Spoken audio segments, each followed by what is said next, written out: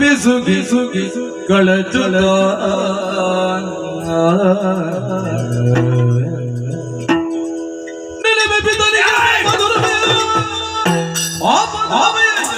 ಈಕ್ಷಿಸಲು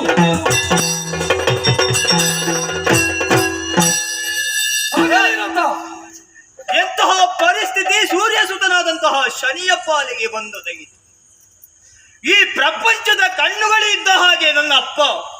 ಆದ್ರೆ ಈ ಪ್ರಪಂಚದ ಪ್ರತಿಯೊಂದು ಜೀವರಾಶಿಯಲ್ಲೂ ಕೂಡ ಸಂತೋಷವನ್ನೇ ಬಯಸುವವರು ನಮ್ಮ ಅಪ್ಪ.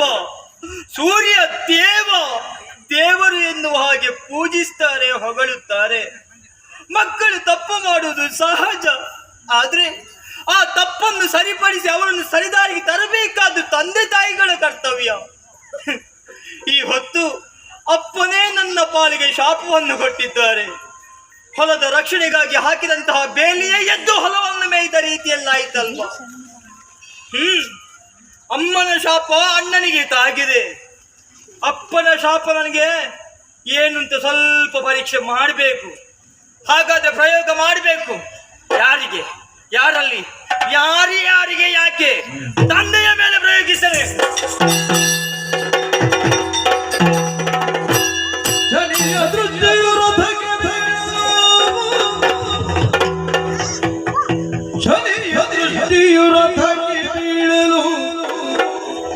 ನನ್ನ ತೇಜದ ರೂಪ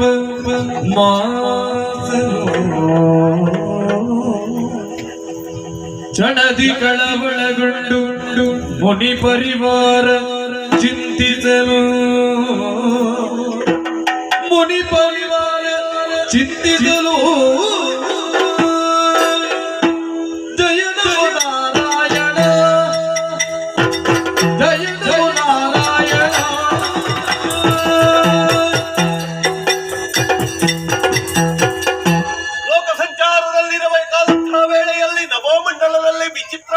ವಿಶೇಷ ಬದಲಾವಣೆಗಳು ಘಟಿಸುತ್ತಾ ಉಂಟಲ್ಲ.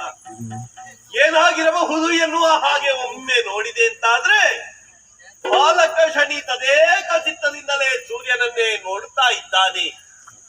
ಕ್ರೂರ ದೃಷ್ಟಿ ಅಲ್ಲಿಗೆ ಬಿದ್ದಿದೆ ಎನ್ನುವುದು ಸ್ಪಷ್ಟ. ತತ್ಪರಿಣಾಮವಾಗಿ ನೋಡಬಾರದೆ ಸೂರ್ಯನ ಸಪ್ತ ಅಶ್ವಗಳ ದೃಷ್ಟಿಯೇ ಕುರುಡಾಗಿ ಹೋಗಿದೆ. ಸಾರಥಿಯಾದಂತ ಅರುಣ ಹೆಳವನಾಗಿದ್ದರೂ ಇಷ್ಟರವರೆಗೆ ಕ್ರಿಯಾಶೀಲನಾಗಿ ವ್ಯವಹರಿಸುತ್ತಾ ಇದ್ದವ ಅಂತ ಅರುಣನೇ ಸ್ತಬ್ಧನಾಗಿ ಹೋಗಿದ್ದಾನೆ.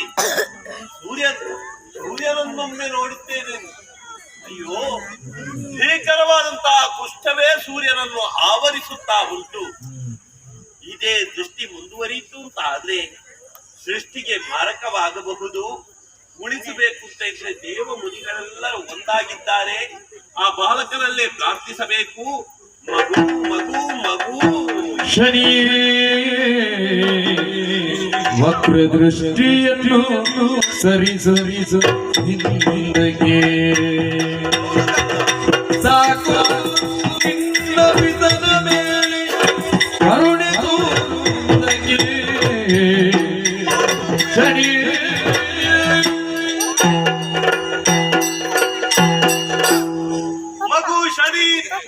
ನೀನು ಬಾಲಕನಾಗಿದ್ದರೂ ಅಸಾಮಾನ್ಯವಾದಂತಹ ಚೇತನ ಶಕ್ತಿ ಎನ್ನುವ ಹಾಗೆ ನಿನ್ನ ದೃಷ್ಟಿಯಿಂದಲೇ ತಿಳಿದುಕೊಂಡವರು ನಾವಾಗಿದ್ದೇವೆ. ಆದುದರಿಂದ ಕಿರಿಯವನಾಗಿದ್ದರೂ ಕೂಡ ನಾವೆಲ್ಲರೂ ನಿನ್ನ ಮುಂದೆ ಕೈ ಮುಗಿದು ನಿಂತಿದ್ದೇವೆ. ಯಾಕೆ? ತಂದೆ ಮಗನ ನಡುವೆ ಏನು ಮನಸ್ತಾಪ ಇದ್ರೂ ಕೂಡ ಅದನ್ನೆಲ್ಲ ಬದಿಗಿರಿಸಬೇಕು. ಆ ಕ್ರೂರ ದೃಷ್ಟಿಯನ್ನೊಮ್ಮೆ ಹಿಂದಕ್ಕೆ ಪಡಿಬೇಕು. ಲೋಕವನ್ನು ಉಳಿಸಬೇಕು. ತಂದೆಯ ಮಾರ್ಗದರ್ಶನವನ್ನು ಪಡೆದು ಮುಂದಕ್ಕೆ ನೀನು ಲೋಕಮಾನ್ಯನಾಗಿ ಬೆಳಿಬೇಕು. ನಮ್ಮ ಕೋರಿಕೆಯನ್ನು ಮಂಡಿಸಬೇಕು. ನಾರದ ಮುನಿಗಳು, ಋಷಿ ಮುನಿಗಳು, ಎಲ್ಲರಿದ್ದಾರೆ, ಇಂದ್ರಾದಿ ಸುಮನಸರು ಎಲ್ಲವರೂ ಕೂಡ ಜೊತೆಯಾಗಿ ಬಂದು ತದೇಕ ಭಕ್ತಿಯಿಂದ ನಮ್ಮನ್ನು ಪ್ರಾರ್ಥಿಸುತ್ತಾ ಇದ್ದೀರಾ. ನಿಮ್ಮ ಪ್ರಾರ್ಥನೆಯಿಂದ ಸಂತೋಷಗೊಂಡವನಿದ್ದೇನೆ. ನಿಮ್ಮ ಮಾತಿಗೆ ಮಾನ್ಯತೆಯನ್ನು ಕೊಟ್ಟು ಇದು ವಕ್ರ ದೃಷ್ಟಿಯನ್ನು ಹಿಂದಕ್ಕೆ ಪಾಡಿದೆ.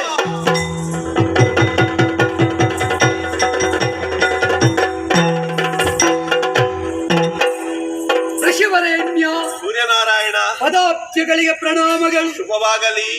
ಯೋಗಿಗಳು ಬೇಕು ಅಂತ ಹೇಳುವುದು ಇದಕ್ಕೆ. ಎಲ್ಲಿಯಾದರೂ ಸಮಸ್ಯೆ ಆದರೆ ನಿವಾರಣೆ ಕೈಯುವುದಕ್ಕೆ. ಯೋಗಿವರೆಣ್ಯರಾದ ನೀವು ಬೇಕು.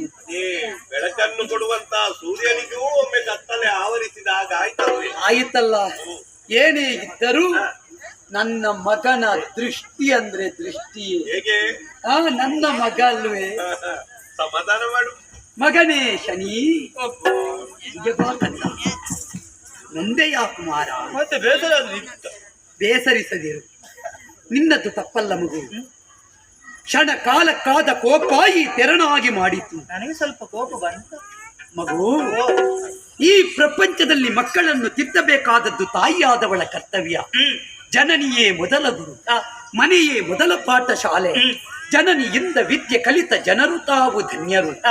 ಯಾವ ಮನೆಯಲ್ಲಿ ಮಕ್ಕಳಿಗೆ ತಂದೆ ತಾಯಂದಿರು ಸಂಸ್ಕಾರ ಕೊಡುವುದಿಲ್ವೋ, ನಡೆಯುವ ಉತ್ತಮವಾದ ಕಾರ್ಯಕ್ರಮಕ್ಕೆ ಮಕ್ಕಳನ್ನು ಕರಕೊಂಡು ಹೋಗದೆ ಮನೆಯಲ್ಲೇ ಬಿಟ್ಟು ನಾವು ಪ್ರಸಾದ ತಕ್ಕೊಳ್ತೇವೆ ಅಂತ ಅವರೇ ಬಂದು ಹೋಗುತ್ತಾರೋ ಅವರಲ್ಲಿಗೆ ಮುಗಿಯುತ್ತದೆ ಮಗು ಸಂಸ್ಕೃತಿ. ಮಕ್ಕಳನ್ನು ಕರೆದುಕೊಂಡು ಹೋದ್ರೆ ತೊಂದರೆ ಇಲ್ಲ, ಮಕ್ಕಳನ್ನು ಸುಮ್ಮನೆ ಕುಳಿತುಕೊಳ್ಳಿಸ್ಬೇಕು. ಸತ್ಯ.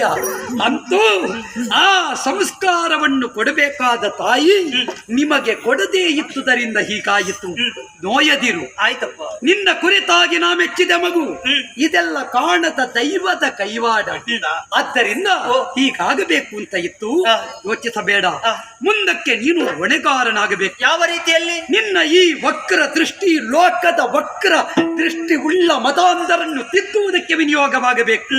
ಲೋಕಾಧ್ಯಕ್ಷನಾದ ಮಹಾವಿಷ್ಣು ಕಾಯುತ್ತಾ ಇದ್ದಾನೆ. ಲೋಕದ ಮತಾಂಧರನ್ನು ನಿಯಂತ್ರಿಸುವ ಶಕ್ತಿಯೊಂದು ಬೇಕು ಎಂಬ ಹಾಗೆ ಹೋಗು, ಶ್ರೀಮನ್ನಾರಾಯಣನ ಕುರಿತಾಗಿ ತಪಸ್ವೀಕರಿಸು. ಗ್ರಹಮಂಡಲದಲ್ಲಿ ಅಧಿಪತಿ ಪಟ್ಟವನ್ನು ಹೊಂದಿ ಅವನ ಅನುಜ್ಞೆಯಂತೆ ಲೋಕ ಧರ್ಮದ ರಕ್ಷಣೆಗೆ ಬೇಕಾಗಿ ನೀನು ಲೋಕದ ಆರಾಧ್ಯ ಶಕ್ತಿಯಾಗಿ ಮೆರೆಯುವ.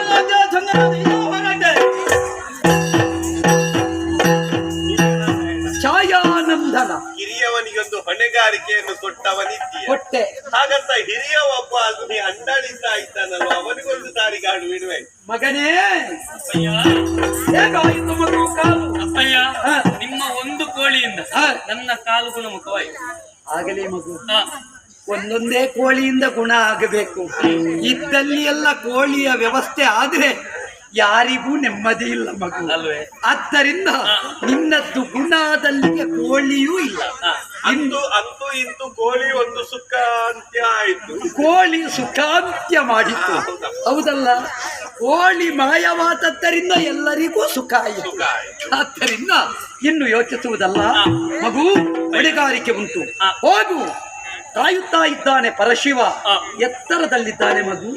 ಆದ್ದರಿಂದ ಆ ಪರಮೇಶ್ವರನ ಕುರಿತು ತಪಸ್ವೀಕರಿಸು. ಒಲಿದ ಭಗವಂತ ದಕ್ಷಿಣ ದಿಕ್ಕಿನ ಅಧಿಪತಿಯಾಗಿ ನಿನ್ನನ್ನು ನಿಯೋಜಿಸ್ತಾನೆ. ಪ್ರೇತಾಧಿಪತಿ ಸ್ಥಾನವನ್ನು ಕೊಡುತ್ತಾನೆ. ಅವನ ಅನುಜ್ಞೆಯಂತೆ ದಿಕ್ಪತಿಗಳಲ್ಲಿ ಒಬ್ಬನಾಗಿ ಶಾಸನಕ್ಕಧಿಪತಿಯಾಗಿ ಮೆರೆಯಬೇಕು ಮಗು. ಲೋಕದಲ್ಲಿ ಮೊದಲ ಶಾಸಕ ನೀನು. ಶಾಸಕರೆಲ್ಲ ಯಮರಲ್ಲ, ಯಮನಂತೆ ಶಾಸಕರಿರಬೇಕು ಎಂಬ ಹಾಗೆ ಪ್ರಪಂಚಕ್ಕೆ ನೀನೇ ಶಾಸನ ಹೊರಡಿಸು.